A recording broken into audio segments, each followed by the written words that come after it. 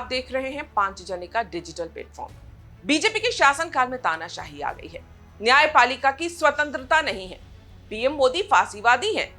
पिछले लगभग 10 साल से लगातार ये दुष्प्रचार फैलाया जा रहा है, जिसे कोई भी तथ्य या तर्क से साबित नहीं कर सका है। लेकिन भारत के इतिहास में एक ऐसा दिन भी आया था जब सारा विपक्ष जेल में था, लोकतंत्र को सस्पेंड कर दिया गया था, अदालतों पर ताले लगा दिए गए थे और तानाशाही और फांसीवाद क्या होता है ये पूरे देश ने देखा था।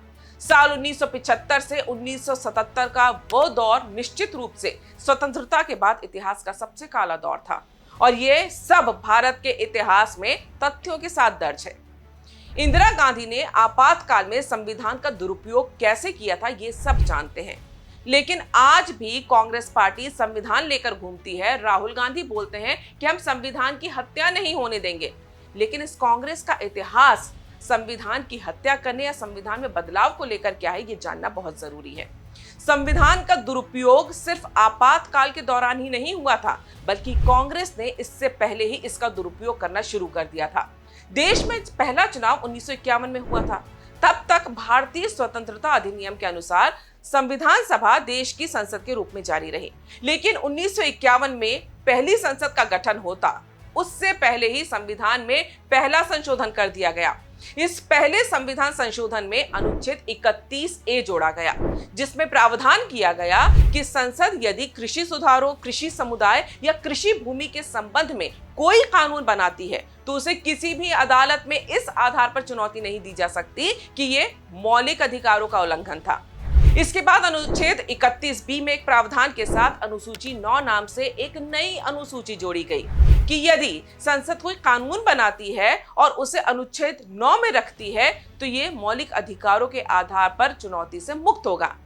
यानी अगर संसद कोई कानून बनाकर उसे अनुसूची 9 में डाल देती है तो भले ही वो मौलिक अधिकारों का उल्लंघन करता हो, इसके बाद भी उसे किसी अदालत में चुनौती नहीं दी जा सकती है।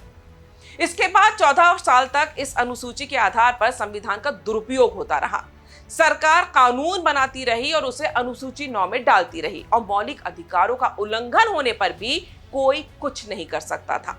उस समय तक अनुसूची 9 में 30 कानून शामिल थे जो मौलिक अधिकारों का उल्लंघन कर सकते थे।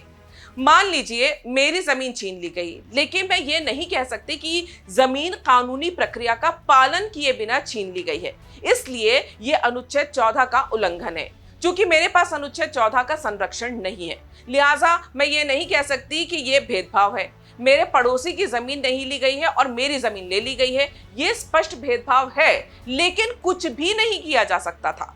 इसके बाद 1965 में सज्जन सिंह का मामला आया तो ये सवाल फिर खड़ा हो गया कि क्या संसद द्वारा कोई कानून बनाना संविधान में संशोधन करने और संशोधन अधिनियम बनाने से अलग है। फिर से मामला 5 जजों की पीठ के पास गया। पीठ ने संविधान में संशोधन की संसद की शक्ति को बरकरार रखते हुए कहा कि संशोधन वैध होगा, भले ही ये नागरिकों के मौलिक अधिकारों को छीन ले। हालांकि 5 जजों की पीठ का निर्णय सर्वसम्मत नहीं था, 2 जज फैसले से असहमत थे। 1971 में सरकार एक बहुत सरल फॉर्मूला लेकर आई। उसने 24वां और 25वां संविधान संशोधन किया। इंदिरा सरकार ने 24वां संशोधन किया तो गोलकनाथ मामले में सुप्रीम कोर्ट के फैसले को खारिज कर दिया गया। फिर ये मुद्दा 1973 में केशवानंद भारती मामले में 13 जजों की पीठ के समक्ष आया। इस मामले में 24 अप्रैल 1973 को फैसला सुनाया गया था। उस दिन भारत के मुख्य न्यायाधीश न्यायमूर्ति सीकरी रिटायर होने वाले थे। परंपरा यह है कि मुख्य न्यायाधीश के रिटायर होने से 30 दिन पहले सरकार अगले वरिष्ठतम न्यायाधीश को भारत के मुख्य न्यायाधीश का नाम बताती है, लेकिन तब सरकार ने कोई नाम तय ही नहीं किया था। न्यायमूर्ति सीकरी के बाद 3 वरिष्ठ न्यायाधीश थे, न्यायमूर्ति शैलज, न्यायमूर्ति हेगड़े और न्यायमूर्ति ग्रोवर। 24 अप्रैल की सुबह तत्कालीन प्रधानमंत्री इंदिरा गांधी की अध्यक्षता में कैबिनेट बैठक हुई और तीनों वरिष्ठतम न्यायाधीशों को पद से हटाने का निर्णय लिया गया। 25 जून 1975 को आपातकाल लगा दिया गया, देश को जेल खाना बना दिया गया, लोकतंत्र को पूरी तरह कुचल दिया गया। पूरे देश में तानाशाही का माहौल था। प्रधानमंत्री इंदिरा गांधी, उनके बेटे संजय गांधी और उनके करीबी लोग अपने मन से देश की सत्ता चला रहे थे। साल 1976 के सितंबर महीने में उन्होंने एक ऐसा फैसला लिया जो आज भी देश के बुजुर्गों को याद है। उस दिन देश भर में पुरुषों के नसबंदी करवाने के आदेश दे दिए गए। इस निर्णय के पीछे सरकार की मंशा थी कि देश की आबादी को नियंत्रित किया जा सके। कहा जाता है ये संजय गांधी का आइडिया था। इसके बाद देश भर में कई लोगों की जबरदस्ती नसबंदी करवाई गई। एक साल में 60 लाख से ज्यादा लोगों की नसबंदी करवा दी गई। बताया जाता है कि 16 साल के किशोर से लेकर 70 साल के बुजुर्गों की नसबंदी करा दी गई। इसी दौरान संजय गांधी के आदेश पर दिल्ली के कई मोहल्लों और बस्तियों में विध्वंस अभियान चलाया गया। इससे गरीबों को बड़ी संख्या में आसपास के गांवों में जाने के लिए मजबूर होना पड़ा। संजय गांधी के कहने पर दिल्ली विकास प्राधिकरण के उपाध्यक्ष जगमोहन मल्होत्रा को विध्वंस करने के लिए प्रेरित किया गया, मकान तोड़ने के लिए किया गया गरीबों के। गांधी द्वारा कई बार मौखिक रूप से विध्वंस के आदेश दिए गए, जबकि उनके पास आधिकारिक तौर पर इस अभियान को अंजाम देने के लिए कोई संवैधानिक पद नहीं था। सिर्फ यही था कि वो इंदिरा गांधी के बेटे हैं और उनका रौब ये था कि वो जो बोलते थे वो होता था, चाहे वो संवैधानिक पद पे हो चाहे वो ना हो। करोल बाग, जामा मस्जिद क्षेत्र और तुर्कमान गेट में तोड़फोड़ विशेष रुचि के साथ की गई।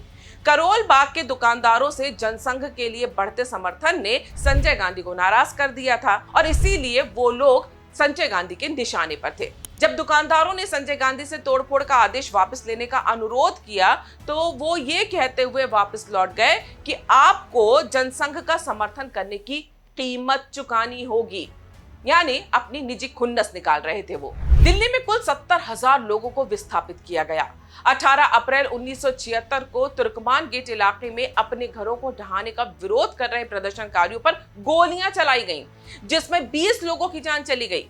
1977 में आपातकाल के बाद चुनाव में कांग्रेस हार गई। जनता सरकार सत्ता में आई, लेकिन तब वकील, न्यायाधीश, न्यायपालिका, पत्रकार, शिक्षाविद और आम आदमी एक साथ आए और काफी प्रयास किया, तब देश उस काले दौर के सदमे से बाहर आ सका। इसलिए जो लोग आज ये बोलते हैं कि भारत में फांसीवाद है, भारत में तानाशाही है, न्यायपालिका को स्वतंत्रता नहीं है, लोगों को अभिव्यक्ति की आजादी नहीं है, तो उन्हें 1975 का काला इतिहास, संजय गांधी की करतूतें और इंदिरा गांधी की सरकार की प्रताड़नाएं याद रखनी चाहिए। आपको हमारा वीडियो कैसा लगा हमें कमेंट करके जरूर बताइएगा और हमारे इस चैनल को सब्सक्राइब करिए। धन्यवाद।